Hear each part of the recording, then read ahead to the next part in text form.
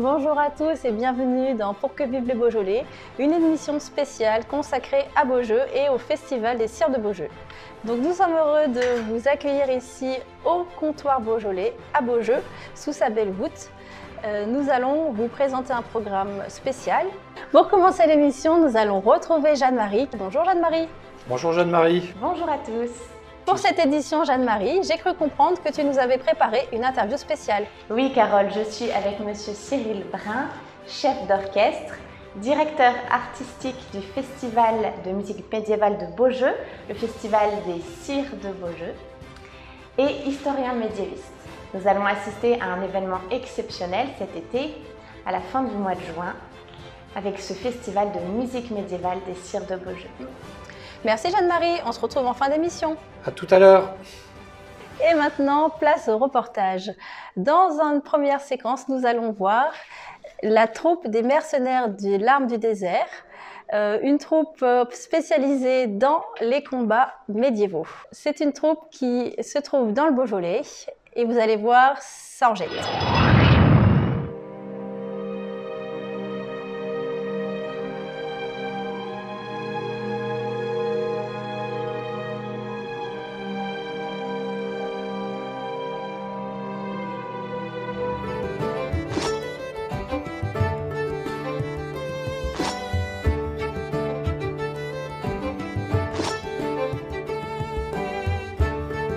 Les Mercenaires du désert des larmes, en fait, c'est une association sur le thème médiéval directement qui a été conçue, on va dire, entre guillemets, à Belleville.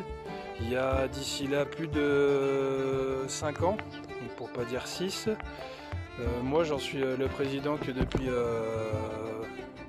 septembre dernier, donc ça fait même pas un an.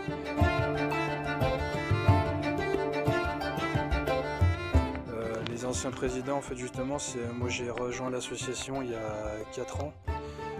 C'est eux qui ils m'ont fait vivre et puis connaître une communauté qui est vraiment excellente. Le fait de pouvoir aller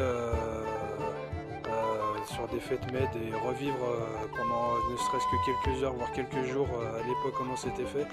Donc nous, par rapport à ce qu'on a proposé, donc il y a beaucoup d'animations au niveau combat, donc ce qu'on appelle du combat de spectacle semi-instinctif.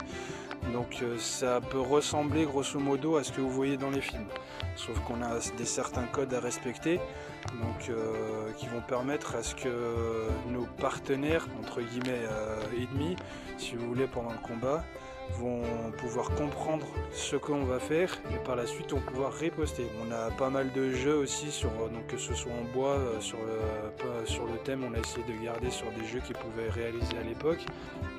On a une apothicaire, donc ce qui est le médecin de l'époque, on va dire. On a un stand du bourreau nous à proposer, donc le stand du bourreau c'est vraiment un personnage qui va montrer les règles de torture qu'on pouvait avoir, donc les lois grosso modo si on peut dire aussi qu'il pouvait y avoir, et il va vous montrer aussi la définition de pas mal d'expressions qui auront plus de sens aujourd'hui, maintenant vous saurez ça.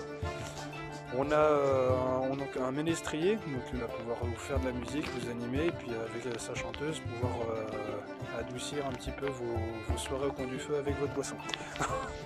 Donc cette année, nous sommes du 26 au 27 juin sur la fête médiévale de Beaujeu qui va s'instaurer récemment et que j'espère qu'il va très bien fonctionner également. Au château de Nervert du 14 au 24 juillet au soir, donc pour le son et lumière du château de Nervert. Venez découvrir, vous comprendrez.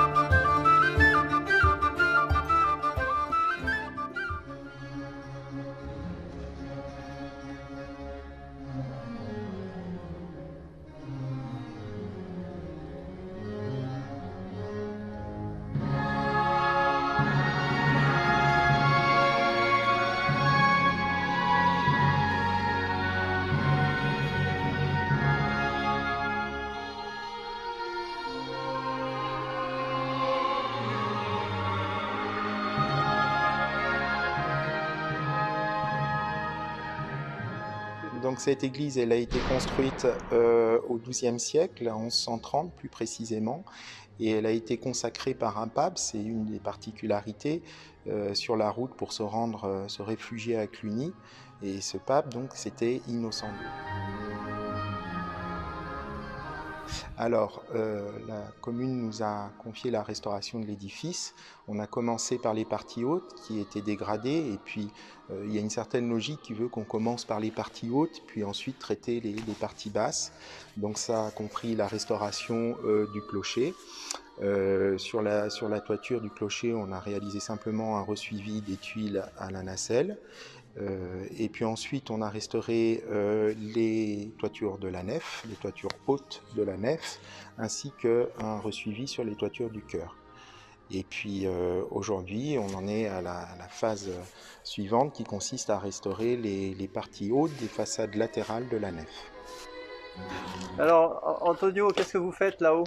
On fait de maçonnerie, on change de pierre et on fait de maçonnerie, on va dire.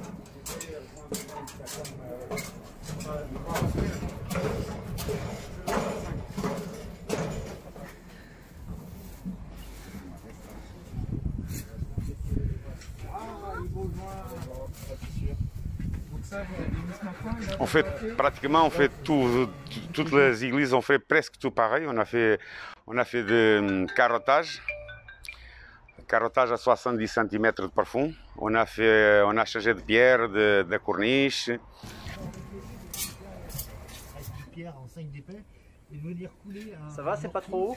Non, maintenant c'est bon. Avant c'était un peu plus haut, mais je faisais pas peur. C'est bon. Elle a fait l'objet de plusieurs campagnes de restauration. La principale campagne a eu lieu au XVIIe siècle. On a d'ailleurs une cloche qui date de cette période.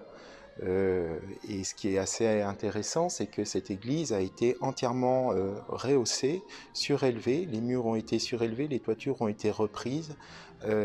Probablement à cette période, on n'a pas retrouvé dans les archives de documents qui le prouvent, mais par déduction, par analogie, et également grâce à la datation de cette cloche du XVIIe siècle, on suppose que ces travaux ont été réalisés à cette période-là.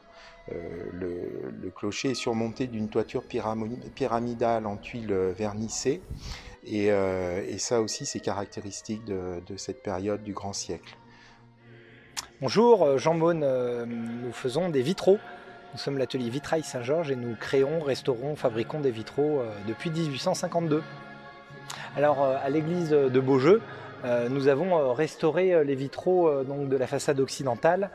Donc en fait c'était des vitraux dont les plombs étaient vraiment très abîmés, très usés. Il était oxydé en son cœur, donc il ne faisait plus trop le lien entre les pièces de verre.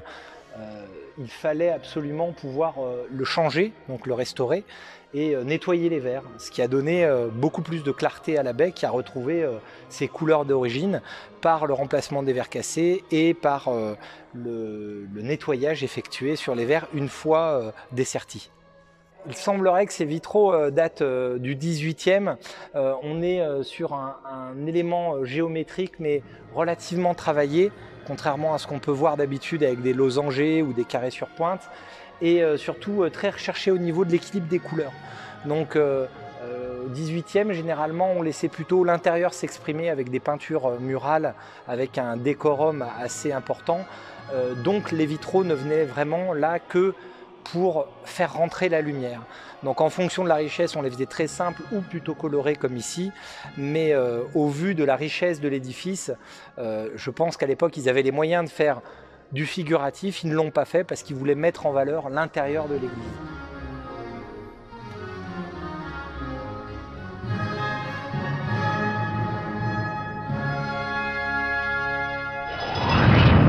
Donc, de beaux reportages, des combats médiévaux d'un côté, la restauration d'une église de l'autre. Finalement, deux témoignages que pour faire vivre le passé, il faut avoir du courage. Oui, et ce qui est très beau dans les combattants du Moyen-Âge, c'est cette idée de chevalerie, c'est-à-dire de valoriser la force au service du plus petit, au service du plus faible. Et avec ce combat, bien sûr, des armes qui a toujours existé pour mais pas pour son intérêt propre, mais vraiment dans un sens de dévouement. Et avec, comme vous le disiez, du courage, de la maîtrise de soi, de la douceur, de la délicatesse. Et pour un chevalier, c'était aussi défendre ses racines, sa civilisation, qu'on peut retrouver pour nous aussi aujourd'hui, à travers ce groupe qui défend ses valeurs, et bien de chercher à les prolonger, à les comprendre. Et puis on se souvient aussi des chevaliers qui, avant d'être adoubés, devaient passer une nuit de prière dans une église. Et cette église de Beaujeu a dû voir certainement beaucoup de soirées, de nuits, de prières, et en même temps beaucoup de personnes qui ont dû confier leur vie au Seigneur pour la protection de la veuve, de l'orphelin, du plus petit. Un bel exemple de piété et de force. Et pour continuer à faire revivre le passé, je vous invite à regarder la rubrique Histoire avec Patrick Dufour et les Seigneurs de Beaujeu. Sans Beaujeu, ni Belleville, ni Villefranche.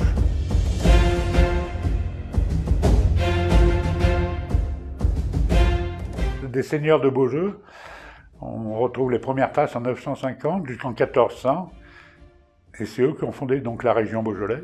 Donc en fait, Belleville, c'est une ville qui existait, on trouve des traces déjà au niveau des Romains, hein, déjà même très vieux, mais bon, la ville s'est vraiment faite par un des seigneurs de Beaujeu, donc le fondateur de Belleville, Humbert III, qui s'était retiré à Cluny, qui était devenu moine, et qui avait laissé la place à son fils, donc à Guichard V. Et le problème, Guichard V, il ne devait pas être très opérationnel, donc il a laissé partir un peu le Beaujolais en quenouille. Notamment Mâcon, il commençait à reprendre beaucoup de terrain. Et quand il a su ça, donc il est revenu, et il paraît qu'il a remis de l'ordre très très vite, hein, parce que c'est quelqu'un d'imposant, de batailleur. Et le problème, c'est quand on rentrait dans un ordre monacal, on ne pouvait pas rompre ses vœux comme ça. Donc il a fallu qu'il paye un peu la note. Donc heureusement à l'époque il connaissait bien le chef de Cluny qui était Pierre le Vénérable, qui connaissait bien le pape de l'époque. Donc sa punition ça a été de fonder une abbaye. Donc c'est l'abbaye de Belleville. Donc on en a une magnifique abbatiale qui nous reste encore actuellement. Et la ville s'est développée le tour de cette abbaye. Et donc Villefranche en fait, donc on avait déjà à Limoux, il y avait déjà un péage, donc, parce que en fait, pour contrôler la voie navigable, la Saône, donc il y avait un péage, donc à Limoux, comme quoi c'était prédestiné, parce qu'on l'a toujours actuellement.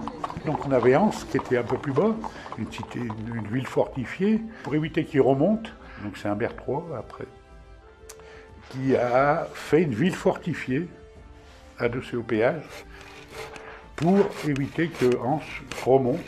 Et donc, pour peupler cette ville, donc, ils ont affranchi de taxe sous le nom Villefranche. Donc, la Villefranche, en fait, c'était la rue nationale, qui fait à peu près 1 kilomètre de long, 2 rues parallèles, et c'était enceinte de muraille. Donc après, il s'est retiré, donc il est retourné à Cluny, il est même devenu poète. On en retrouve des grands poèmes qu'il a fait à l'époque.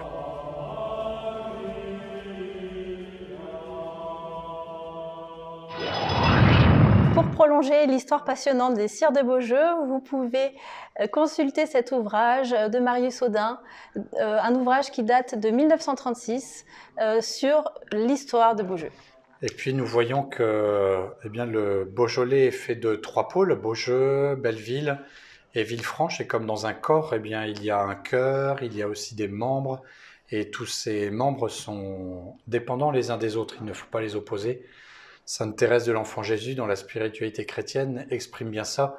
Elle aurait voulu être martyre, vierge, apôtre, mais elle a compris qu'au cœur de tout cela, justement, il y avait le cœur.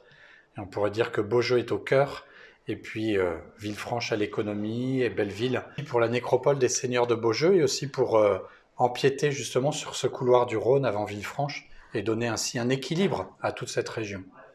Et nous poursuivons avec une interview de Sylvain Sauton, maire de Beaujeu, qui va justement nous évoquer le rôle de Beaujeu et sa passion pour les seigneurs de Beaujeu. Bravo Sylvain.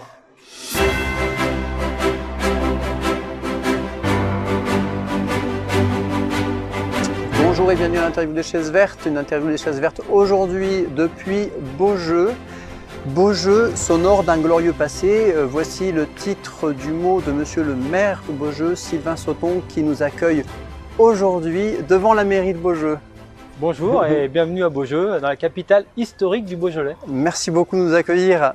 Alors, on a mis un petit peu de temps avant de choisir le cadre, qui est charmant, mais qui, hélas, à cause d'un arbre, nous cache un site très important de Beaujeu. Oui, c'est le site du château des Seigneurs de Beaujeu et de leur collégiale. Donc c'est ici qu'ils se sont installés en premier pour dominer cette vallée. Alors donc, voilà, le glorieux passé est quand même associé énormément au sire de Beaujeu. Ah ben, Beaujeu, Beaujolais, voilà, donc les Seigneurs de Beaujeu sont installés sur cette colline. De là, ils contrôlaient un axe très important pour partir sur Paris, puisque c'est par là qu'on passait pour contourner le Massif central. Donc dès qu'on venait du sud de la France ou même de Suisse, on passait par cette vallée qui avait moins de pente, une pente très régulière pour les chariots à l'époque. Voilà, et on passait pas par la Saône d'ailleurs, parce que c'était la Bourgogne, on passait par cette vallée. Alors, et que pensez-vous? J'ai entendu parler d'une tradition qui parle d'un immense étang ici, à l'origine. Alors, historiquement, c'est peut-être une légende, mais ça peut avoir du sens, parce qu'en fait, on retrouve quand même que quand on fait des sondages, on retrouve comme quoi il y avait quand même soit l'Ardière s'est déplacée, voilà. Donc il y avait certainement une digue dans cette vallée, donc ça se peut très bien. Concernant les sires de Beaujeu, ils sont quand même mis à l'honneur globalement, parce qu'il y a eu des récents noms de rues, récents noms de places qui portent leur nom, donc il y a vraiment un désir de valoriser ce passé glorieux des sires de Beaujeu. Ah oui, parce que Beaujolais, on a une identité beaujolaise grâce aux seigneurs de Beaujeu. Et c'est vrai qu'en plus, on a vraiment une famille qui a compté dans l'histoire de France. Et on ne mettait pas forcément en valeur localement les seigneurs de Beaujeu. On parlait plutôt d'Anne de Beaujeu, mais Anne de Beaujeu, c'est déjà plus le Beaujolais. Donc c'est vrai qu'on a été obligé de renommer tous les noms de rues et d'en créer certains. J'ai voulu remettre le nom des seigneurs à l'honneur et de rappeler que certains étaient connétables de France, d'autres étaient ambassadeurs de France. Donc ils avaient vraiment une très grande importance dans l'histoire. Le but, c'est aussi de faire parler cette histoire et puis de rappeler aux Beaujolais que s'ils sont Beaujolais, s'ils sont pas forésiens, s'ils sont pas lyonnais, c'est aussi parce qu'il y a eu des seigneurs qui ont fait un domaine, qui ont créé un domaine ex nihilo localement. Alors justement, une question plus personnelle, avez-vous un chouchou dans les sires de Beaujeu? Alors, un chouchou, peut-être, je sais pas si j'ai un chouchou parce que je connais pas assez les seigneurs de Beaujeu, l'histoire des seigneurs de Beaujeu. Par contre, c'est vrai que je visitais les châteaux Cathars et un jour, j'ai découvert dans les prospectus touristiques du département qu'on parlait d'un beurre-cinq de Beaujeu. Et de là, j'ai commencé à travailler, à chercher un petit peu. Alors, j'avais 20 ans, hein, et c'est vrai que je me suis aperçu que qu'il était le cousin de Saint-Louis et qu'il était à la tête des armées du roi, qu'il avait fait céder le Toulousain, il avait rattaché à la France. Et c'est vrai que de là m'est venu un petit peu l'envie de creuser un peu plus loin, quoi. Donc les personnes qui suivent l'émission Pour que vive le Beaujolais sont habituées à entendre notre cri de fin d'émission fort fort, devise des seigneurs de Beaujeu. Mais il y a une autre devise de la ville de Beaujeu qui est à tout venant Beaujeu. Oui, une devise qui invite à venir visiter notre capitale historique et à découvrir son patrimoine, notamment l'église, la maison à pans de bois, la maison du terroir, voilà, le musée qui est en rénovation, voilà. Mais il y a aussi le caveau aussi pour déguster toutes les appellations du Beaujolais. Donc n'hésitez pas à venir à Beaujeu et à venir nous voir. Bon bah écoutez, donc l'invitation est lancée. Nous y répondrons. Bon, puisque nous sommes à l'émission spéciale Beaujeu et médiéval, déjà au médiéval de Beaujeu, mais toute l'année, il y a des choses à visiter. Là, évidemment, la maison du terroir est une maison qui se visite toute l'année et qui, à chaque fois, ravit les personnes qui viennent. Ah, oui. Eh bien, écoutez, merci beaucoup, Monsieur Sauton, et à très bientôt. Merci. Allez, au revoir. Au revoir.